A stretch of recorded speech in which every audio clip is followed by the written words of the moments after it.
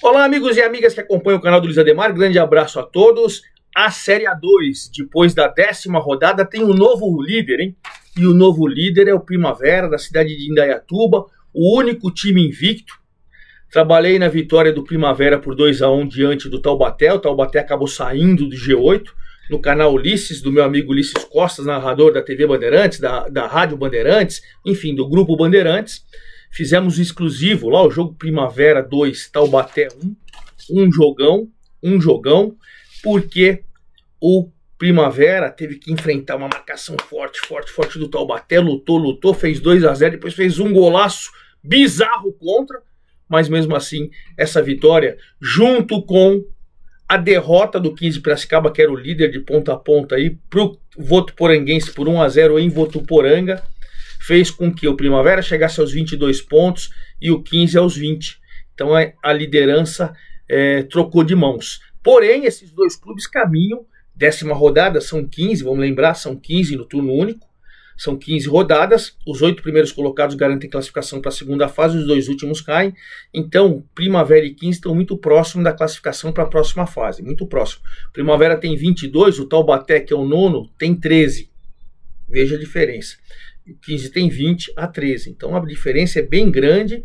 Ouso dizer que mais 2 rodadas ali no máximo, os dois estarão classificados. Pois bem, Grêmio Prudente venceu, continua ali na 3ª colocação, Capivariano também. O Votuporanguense venceu o 15, além de tirar o 15 da liderança, entrou, hein? Ele entrou no G8 e tirou o Taubaté, que perdeu para o Primavera. Juventus segue, Oeste caindo segue, o Ituano, que conseguiu um empate aí na Bacia das Almas, também segue, né? A situação diferente na rodada é a Ferroviária, que falou chega pro Júnior Rocha, chega.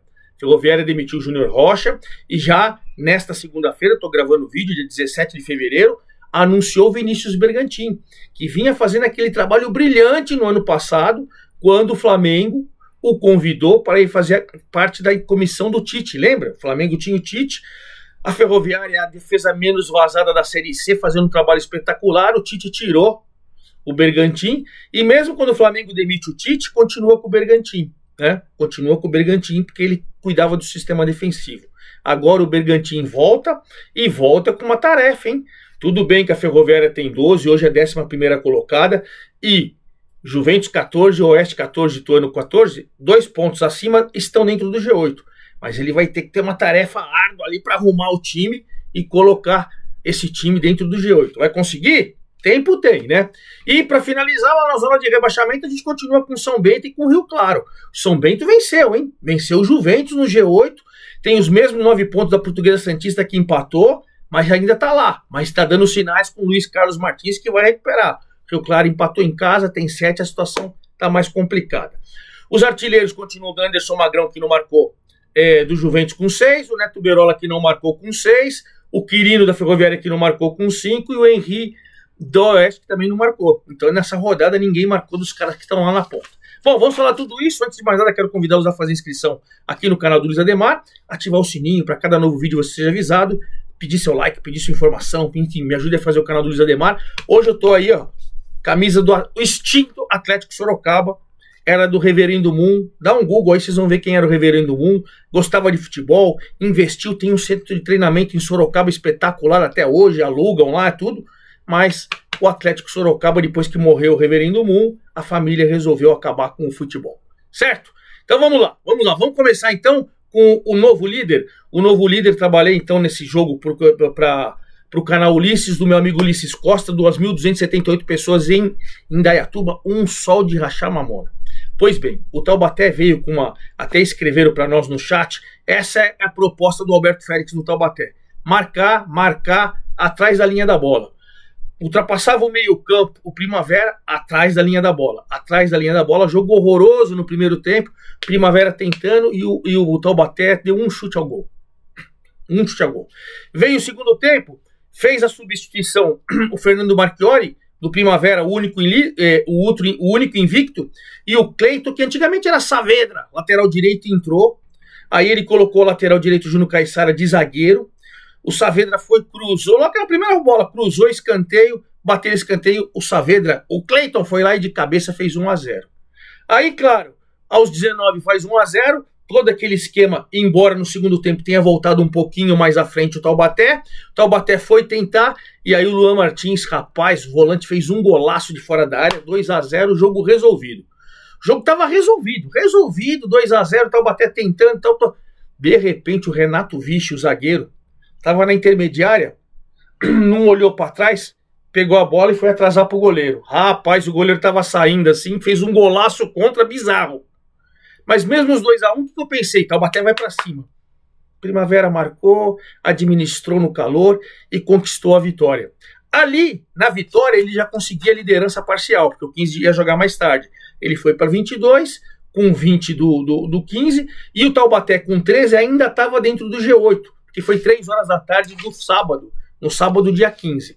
Aí, mais tarde, né, já um pouquinho mais tarde, o Votuporanguense entrou em campo para jogar com o 15 Piracicaba, jogo duro, jogo disputado, mas aos 23 do primeiro tempo, Orlando Júnior, uma bomba de perna direita, fez 1-0 pro Votuporanguense. E olha que quando estava 0-0, o Kaique meteu uma bola no travessão do Votuporanguense. Então veja que o jogo foi equilibrado, né? Aí, o que acontece? Quando o 15 mais apertou, o Luiz Carlos, goleirão do Votuporanguense, quando o Votuporanguense mais apertou, o Pegorari fez sua parte. Os goleiros foram muito bem. Mas com esse gol aos 23 do primeiro tempo do Orlando Júnior, para 1.311 pagantes, o Votuporanguense finalmente entrou no G8, é o quinto colocado agora com 15 pontos, e tirou o 15 da primeira colocação. O 15 é o segundo com 22. Primavera 22, o 15 é o segundo com 20. Né? E aí o Taubaté, com os resultados, saiu do G8, e foi para a nona colocação com 13 pontos, um atrás de Ituano, Oeste, Juventus, 2 atrás do Votuporanguense e do Capivariano. Então essa é a situação. O terceiro colocado continua na terceira colocação, o Grêmio Prudente, que vem crescendo, hein? Ganhou do Linense, o Linense ali também, o Thiago Gomes estava pressionado e vence uma, depois deixa de estar pressionado, depois, enfim. Mas pegou um Grêmio Prudente embalado, que no primeiro tempo, né? No primeiro tempo foi com tudo para cima, e com 2 minutos de jogo, o Wallace cobrou uma falta, deu uma desviadinha na barreira, matou 1-0 pro Grêmio Prudente. Pois bem, 1-0, e aí o Grêmio Prudente martelou, mas o Linense com 11 minutos, logo depois, o Edson Carius recebeu dentro da área, fez uma jogada individual, driblou, bateu e empatou. 1-1. 11 minutos. O jogo ficou lá e cá, até que da entrada na área o Jonathan Carlos, bom jogador, hein? Fez 2-1 pro Grêmio Prudente no primeiro tempo, hein? No primeiro tempo. Pois bem, veio o segundo tempo, calorzão insuportável e tal, jogo disputado, com boa chance para os dois lados. Claro, o Grêmio Prudente com mais posse de bola, com apoio da torcida, 1969 torcedores, mas terminou o jogo 2-1 para o Grêmio Prudente. Grêmio Prudente, terceiro colocado com 17, o Linense com 11, é o 13º, tem 2 à frente do São Bento, hein? O Linense, quem diria, SAF, agora está correndo risco até de rebaixamento. Veremos como vai ficar a rodada. Quem vem brilhando nessa competição é o Capivariano, hein? Num duelo de G8, pegou o Oeste dentro do G8, Capivariano dentro do G8, só 575 pagantes em Capivari. Precisa apoiar mais o torcedor, hein? Tá fazendo a campanha brilhante o time do Hélio Cizenando. E com muita tranquilidade, fez 3-0 em cima do Oeste. A ponto de, no primeiro minuto de jogo, ou num contra-ataque, né? Saiu o jogo, o Oeste foi atacar, contra-ataque, 1 minuto de jogo, o Daniel Baianinho faz 1-0 logo com 1 minuto de jogo. E aí o jogo ficou equilibrado, teve algumas boas oportunidades, né? O Oeste, até que o Vinícius Popó sofreu o pênalti, o Vinícius Popó, bola metida na área, centroavante, vai lá de cabeça, fez um belo gol. Então termina o primeiro tempo com 2-0 pro Capivariano. O Oeste, para piorar, teve o João Araújo expulso, e aí, com tranquilidade, o Capivariano, aos 20 do segundo tempo, novamente com o Popó, sofreu o pênalti, bateu o pênalti, fez 3-0. Aliás, o Vinícius Popó fez, agora é o 4º gol dele, o Anderson Magrão e Neto Berola tem 6, o Quirino e o Henry tem 5, Anderson Magrão do Juventus, Neto Berola do Ituano, Quirino da Ferroviária e Henry do Oeste. E o Vinícius Popó agora tem 4 gols, tá? Então ele chegou aos 4 gols, o Capivariano fez 3-0 no Oeste. Olha que detalhe, o Capivariano, quarto colocado, subiu 4 posições, de 8º para 4º, 15 pontos. O Oeste vem caindo, caiu mais 2 posições, é o 7º, mas continuando dentro do G8. Continua dentro do G8.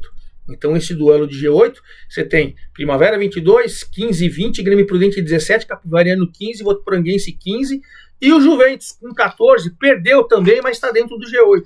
Perdeu para quem? Para o Bentão. Bentão tinha empatado 0-0 com o líder na oportunidade aqui de Piracicaba no meio de semana.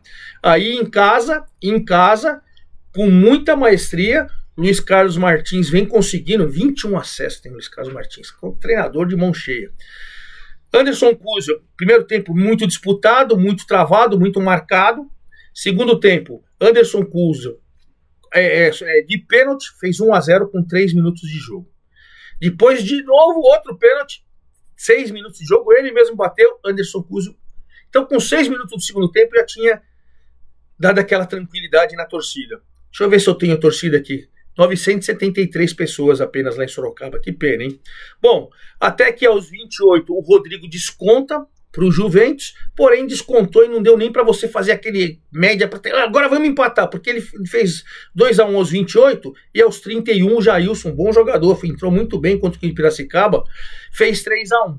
Aí o João Vitor aos 36 ainda fez 3-2 e o jogo ficou naquela situação, né? São Bento que foi melhor no primeiro tempo, segundo tempo foi mais o Juventus, o jogo ficou lá e cá e tal, mas o São Bento, que fazia 588 minutos que não fazia gols, fez 3. Olha que coisa. Chegou a 4 na competição, tinha 1 só até agora, né? Então ele fez 3-2 no Juventus, uma vitória providencial, ele não sai da zona do rebaixamento, mas já tem os mesmos 9 pontos da Briosa e tem 2 atrás do Linense. Na próxima rodada ele pode sair, quem sabe, né?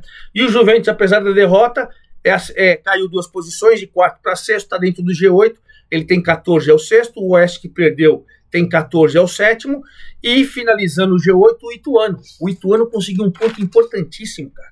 Ele foi jogar com o Santo André em Santo André, e o Santo André, com categoria, fez 2-0. 940 pagantes lá no Bruno José Daniel, que agora é tapetinho também, né? Sintético, uma pena. Bom, o Rafael Milhorim fez de cabeça 1-0 aos 33 do primeiro tempo, um jogo igual, né? Aí o Ituano, que estava sendo comandado por o Chico Elias, mandou o técnico embora, o Chico Elias, que é do Sub-20 e tal, não sei se ele vai continuar, acho que não, acho que vai atrás de um treinador, Chico Elias combinando lá, e o Alexiel, bom jogador, hein? Fez mais um belo gol aos 34 do segundo tempo, o Santo André faz 2-0. Jogo resolvido, ó, o Santo André com esse resultado, ele estava indo, ele a 14 pontos, e ele que estava no G8 e o Ituano estava fora. Olha que coisa. Santo André do Gilson Clina, que já chegou a estar na zona do rebaixamento, hein?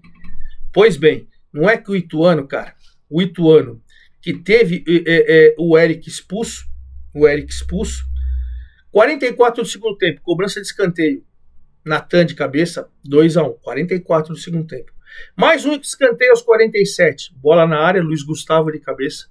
2 gols de cabeça, 2 gols de bola parada, 2 gols que evidentemente que é bem trabalhado, é bola parada, né?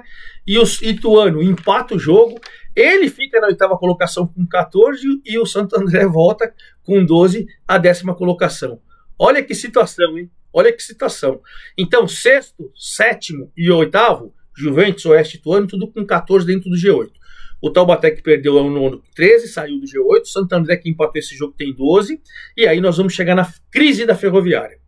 A crise da Ferroviária.